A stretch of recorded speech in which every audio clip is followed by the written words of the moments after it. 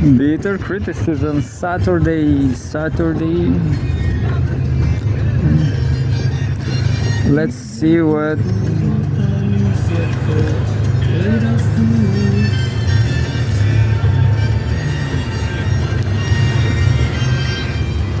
Let's see what to do, what to read. Let's read Pepe Escobar. Yeah, woo! Coincidentally, I drink a beer, so right now I'm happy.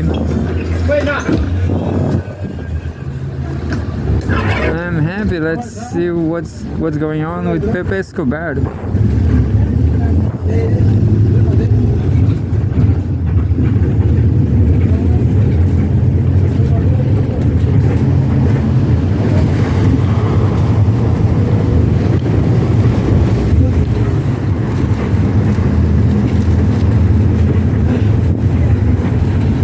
Here we go, 140 updates.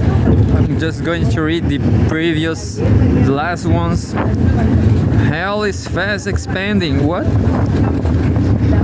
I don't know what's going on. Yeah, so Uncle Sam is playing cards with Russia, sitting on Europe.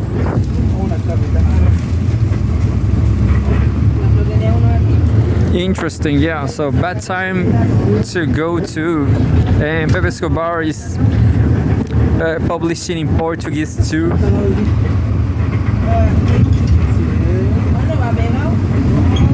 Pepe Escobar says he forget his mother tongue, Portuguese. That's absolutely normal. You forget whatever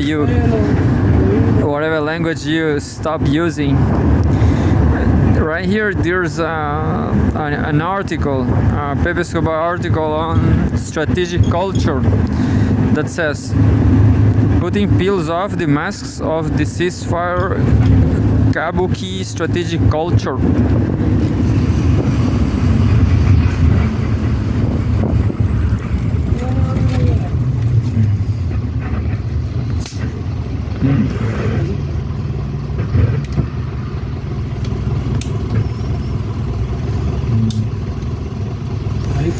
So, Strategic Culture Foundation, Putin peels off the masks of the ceasefire kabuki, Pepe Escobar wrote on March 14, one day ago, yesterday, 2025.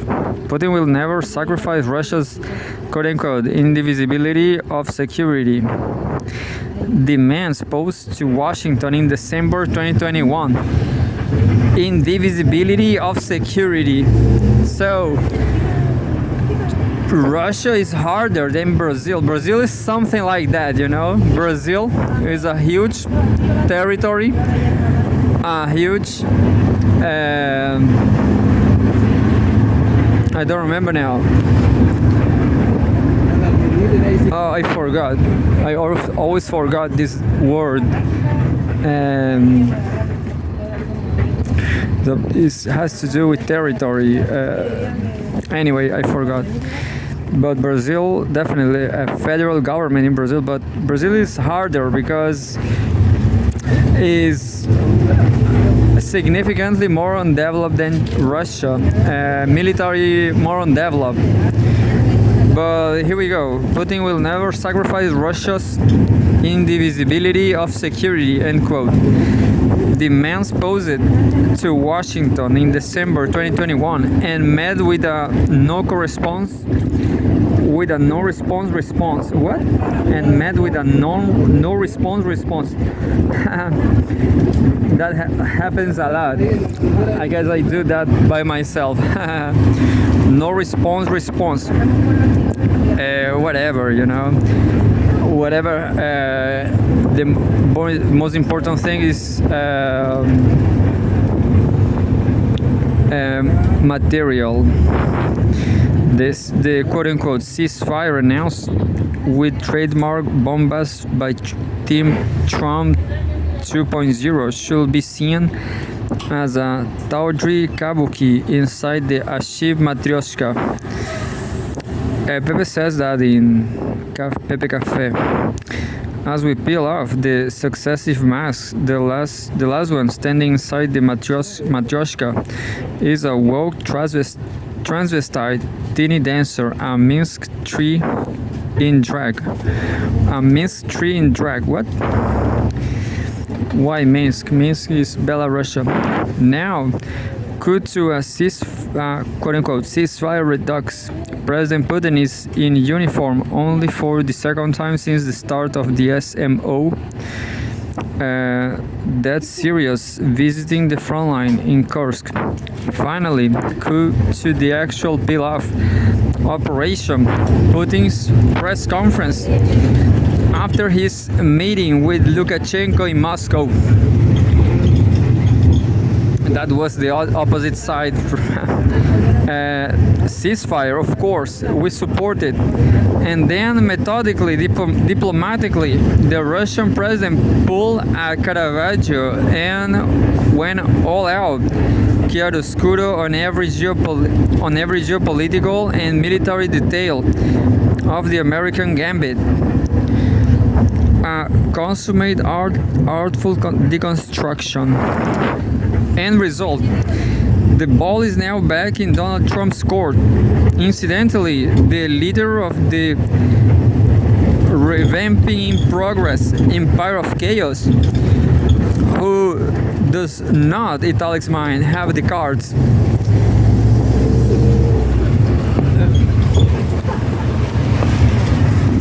This Italian's mine is something from Academy.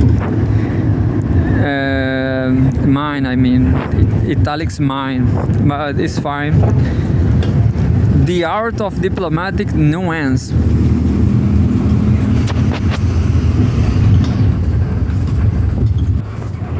The art of diplomatic nuance. That's how diplomacy at the highest level works. Something out of reach of American bumpkins of the Rubio variety. Putin was gracious enough to thank, quote-unquote, the President of the United States, Mr. Trump, for paying so much attention to resolving the conflict.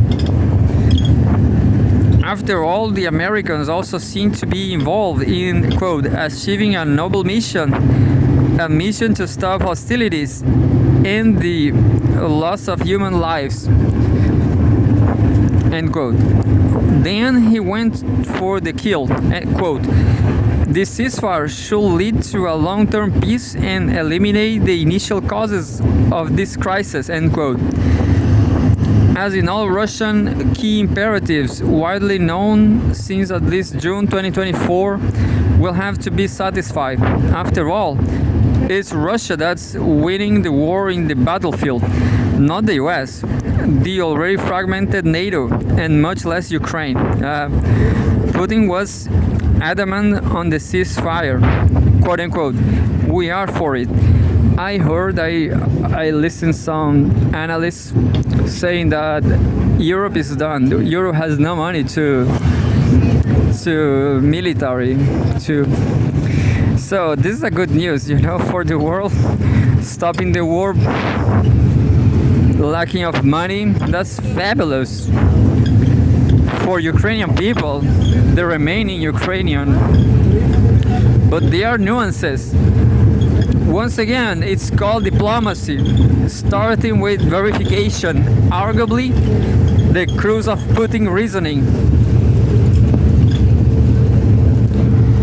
Quote, these 30 days, how will they be used?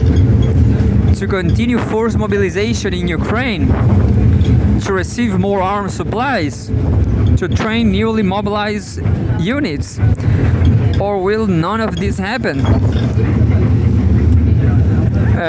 Quote, these 30 days, how will I read that. How will the issues of control and verification be resolved? How can we be guaranteed that nothing like this will happen? How will the control be organized? And I hope that everyone understands this at the level of common sense. These are all serious issues, end quote. No, the collective bureaucracy. Bureaucracy. No, the collective bureaucracy, mired in demented Russophobia, does not understand, quote unquote, common sense.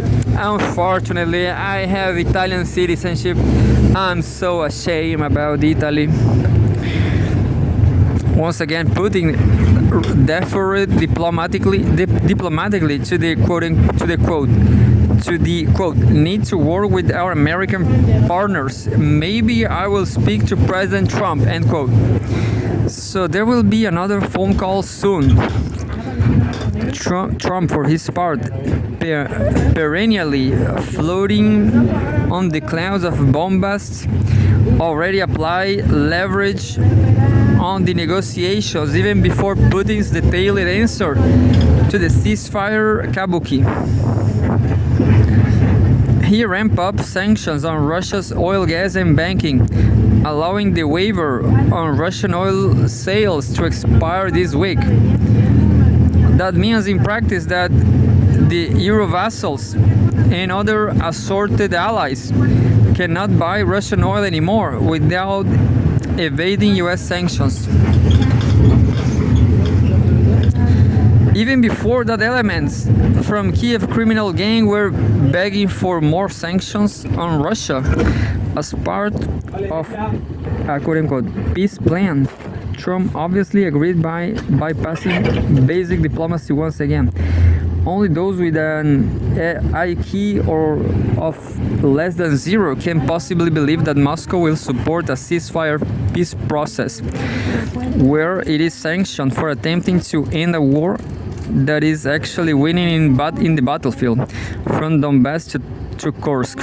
Yeah, definitely. Sanctions will have to be at the heart of the possible US-Russia negotiations. At least some of those thousands will have to go right from the start. Same for the $300 billion or so in Russian assets seized as in stolen, most of it parked in Brussels.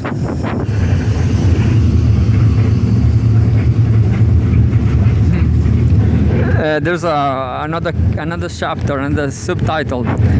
I annex, therefore I am. I guess this is Putin, maybe.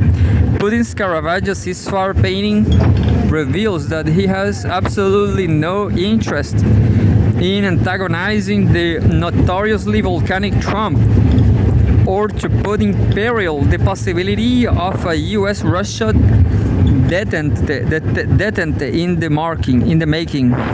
As for Kiev and the Euro Chihuahuas, they remain on the menu and not on the table. Predictably, Western MSM, as a wave of toxic detritus hitting a pristine shore, is spinning that Putin said niet to the ceasefire gambit as a prelude to scorching any negotiations about it. Niet is no, I guess. Yeah. These specimens will not understand the meaning of quote-unquote diplomacy, even if it was a comet piercing the skies. As for the spin of the Brits, quote-unquote, helping the Americans and the Ukrainians to concoct the ceasefire gambit, what does not even qualify as a crappy Monty Python sketch. The Brit ruling classes, MI6, their media and think tanks simply abhor any negotiations. They are at direct frontal war with Russia, and their plan A, no plan B, and their plan A, no plan B, remains the same: inflict a quote-unquote strategic defeat on Moscow, as the SVR knows inside out. Yeah, definitely looks like there's no peace there will be no peace, I guess. The heart of the matter is the Black Sea. Vladimir Karasev's analysis, as explained to TASS, is spot on. Quote, the British have already entered the city of Odessa, which they view as a key location. Their special services are heavily involved there. The British do not conceal their desire to establish a naval base in Odessa. End quote. Odessa is part of the extensive menu of Ukraine's resources already. In thesis handed over the Brits under the shady and completely illegal 100-year agreement signed between Starmer and the sweaty